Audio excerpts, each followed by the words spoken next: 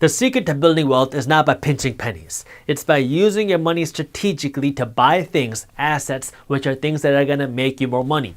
This is what investing is all about, and anybody who wants to build wealth has to invest their money. The first thing you want to do when it comes to investing is put aside some cash that you can use towards your wealth building fund. This is the money that you're going to use to make yourself wealthy by investing in this money. The second thing you have to do is you got to ask yourself what your risk tolerance is. If you have any sort of low interest debt, so these are things like a car payment or a mortgage or student loans, one of the things that you can do to invest your money and get a guaranteed return is pay off your debt early. Because let's say you have student loans that's charging you 6% a year and you pay off your student loans 2 years early. That's 6% you're going to get on your money guaranteed during this 2 years, because that's 6% interest that you do not have to pay to the bank. This is the least risky way to invest your money because you're getting a guaranteed return on your money. If you don't have any sort of low interest debt or you want to take on a little bit more risk, then you can put your money into the market. Now, when I say put your money into the market, everybody assumes I mean that you need to go and start picking stocks. But the majority of people shouldn't actually be in the stock picking game. There are other ways that you can invest your money into the market without actually picking stocks, by investing in something called an ETF. An ETF is essentially a fund that gives you exposure to multiple different stocks. So now, instead of you going out and trying to find the best stock to invest in, you can invest in an ETF or a fund that's going to give you exposure to the entire stock market. Now, if the stock market goes up, your fund goes up. If the stock market goes down, your fund goes down. Or if you want to be a little bit more specific or technical, you can invest in an ETF that gives you exposure to the tech stocks, or an ETF that gives you exposure to healthcare stocks. So this is a way for you to now invest your money and get the returns that you get in the stock market without actually having to pick stocks. If you want to be more involved with your investments, then you can look at investing in something like individual stocks or real estate. Now, like I was saying before, the further you come down this, the more risk there is. Like paying down debt has the least risk. Investing in an ETF has a little bit more risk, and investing in individual stocks or real estate has even more risk than that. But more risk comes with more potential. Not always more return, but more potential return, because you can invest in a company right before it goes big, or you can invest in real estate in a location where there's a lot of demand coming and there's a lot of developments coming, so the value of your real estate goes up and your rental values go up. Again, this is now going to depend on what your financial goals are, and you have to be honest with yourself. What kind of life do you want to live financially? If you really want to live large and do these lavish things, and all you're doing is just paying down debt with all of your extra cash, you are going to have a tough time getting there, because you're going to need to earn more money. Yeah, you also have the potential to lose more money because you're taking on more risk, but if you don't take that risk, then you don't have the opportunity to get towards your goals. You should also understand the different ways that you can make money through your investments. So when people invest in the stock market, most of the time their goal is to buy a stock today for, let's say, $100, and then 5 years from now or 10 years from now sell that stock for $200 or $300 or whatever. So you're buying an investment today at a certain price and you want to sell it at a much higher price in the future. With real estate, it's very different. You're buying real estate not to just flip it for a higher price. You're buying real estate now to get rental income. So you're creating passive income with real estate, because you can go out and buy a house or buy an apartment complex or something, and now you're going to have tenants living there, and these tenants are going to pay you rent every single month. So if you buy a property and you lease it out for $1,200 a month, you might make $700 a month in profit from that property every single month, as long as you have a tenant living there. So this can help create you passive income. You can do the same thing with stocks through dividends, but a lot of times when people invest in stocks, they're looking for that appreciation. So they want to see that price growth. So you got to know what kind of goals you have when you are investing your money. Now, number 5, spending. When it comes to spending, the first thing you have to understand is the difference between an asset and a liability.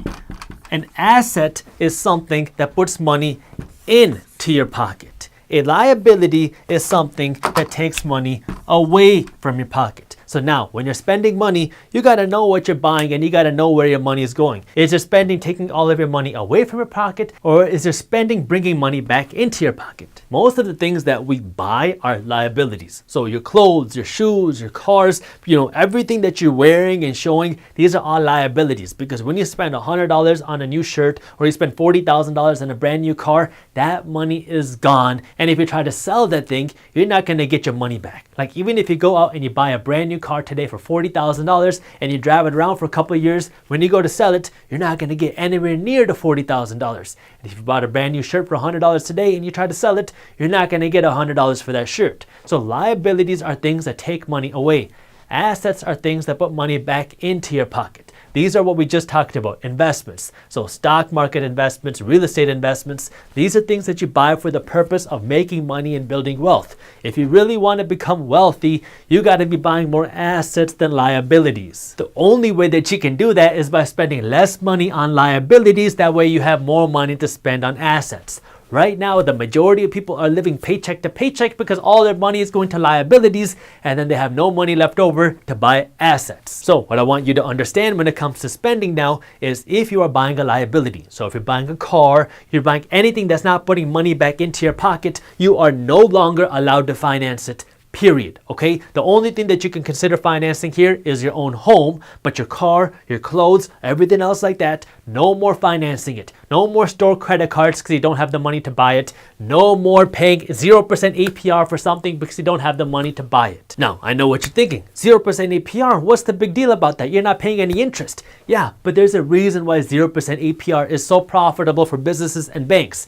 0% APR works because they know that if you go into a monthly payment plan on something that's $1,000, so you're buying this brand new phone for $1,000 and you're going to pay it off 0% APR for the next 1 or 2 years, well, what's going to happen? That means you don't have $1,000 to buy the phone today, so you are going into debt to buy the phone, and the majority of people are not going to pay it off in time, so now you're going to get slapped with a big fine at the end of your 0% APR period because you didn't pay it off in time, and you also think that you have more money to spend right now because you didn't have the pain of $1,000 leaving your wallet today. So yeah, you might not be paying any interest on that money today, but you're also not feeling that pain of the money leaving your account, so you're more likely to go out and spend more money on liabilities that you shouldn't. Don't play that game. If it doesn't put money back into your pocket, buy it with cash and don't worry about it. And the way that you know what you can afford when it comes to liabilities is by following our rule of 5. If you cannot buy 5 of them, you cannot afford 1 of them. If you follow that rule when it comes to liabilities for things that you do not need to survive, you will have more cash to buy more assets, which are going to put more money back into your pocket. Going along with spending, let's talk about credit cards. Depending on who you are and depending on your spending habits, credit cards can be your biggest enemy or your biggest ally. I love credit cards. I try to only make my purchases on credit cards because I get cash back, I get free perks, I get free rewards, and I get free purchase protection. So when I buy things, I buy it with my credit card because I get all these rewards, and I know that I'm always going to pay my entire credit card balance in full every single month. That way I never have to pay a penny in interest. If you want to use your credit card the right way, you need to first understand how your credit card company makes money. That way you can understand this, and that way you can use your credit card in a way that's going to benefit you. So every time you swipe your credit card is going to charge the store a fee for processing the payment. So if you go to Walmart and you check out with your Visa, now Visa is going to charge Walmart a fee for processing this transaction and for processing this money. So every time you swipe your card, the store owner is going to get charged a fee. They might charge your store 3%, which is why the credit card company can pay you 1-2% cash back.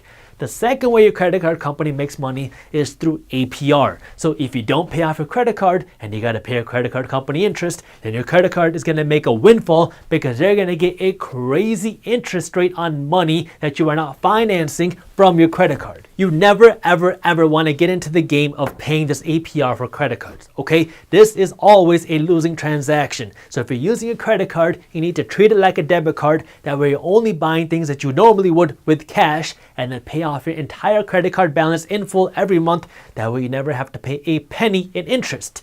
Now, if you're not going to get charged an extra fee to use your credit card, you might as well use your credit card because your credit card is going to charge the store a fee and then they give you a kickback for doing that. That's what your rewards are. So if you go to Walmart and you buy $100 worth of groceries and you swipe with your Visa, Visa might charge Walmart $3 to process this transaction, and if you use a Visa, they might pay you back $1.50 in cash back just for using their credit card. If you didn't use your credit card, you'd have to pay Walmart $100 in cash and you wouldn't get any cash back. But because you used your Visa, you got $1.50 back. But this only works if you understand how to use a credit card the right way and if you can control your spending. If you cannot control your spending and you don't think that this is going to work for you because you are going to overspend or you're not not going to pay off your credit card, then don't use your credit cards. The rewards are not worth it. But if you know that you're never going to pay a penny in interest because you're only going to buy what you can afford and you will always pay off your entire balance in full every single month, then get a credit card. That way you can get your rewards. If you enjoyed this clip and you want to continue your financial education journey, I have another video that I think you'll love. All you got to do is click that button right over there. And for those of you who want to stay up to date on the top finance and business news, you can join Market Briefs, my free financial newsletter, by clicking that button below. Thank you for watching, and I'll see you in the next one.